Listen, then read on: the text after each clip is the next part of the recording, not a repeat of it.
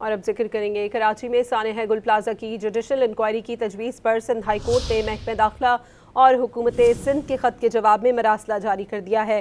Chief justice Sindh high court نے commission کے قیام سے قبل صوبائی حکومت سے شرائط کار طلب کر لی۔ Chief justice Sindh high court نے ہدایت کی کہ محکمہ داخلہ ابتدائی مرحلے میں شرائط فراہم کرے، حکومت کی پیش کردہ شرائط کے بعد کمیشن پر غور کیا جائے اور پھر منظوری کا فیصلہ کیا جائے گا۔ مراسلہ رجسٹرار سندھ ہائی کورٹ کی جانب سے جاری کیا گیا ہے۔ اس سے قبل سانحہ گل پلازہ کی انکوائری سے متعلق گورنر سندھ کے پرنسپل سیکریٹری کے خط کا سندھ ہائی کورٹ نے جواب دیا تھا کہ خط انکوائری کمیشن سے متعلق سپریم کورٹ کے 2023 کے فیصلے کے مطابق نہیں ہے۔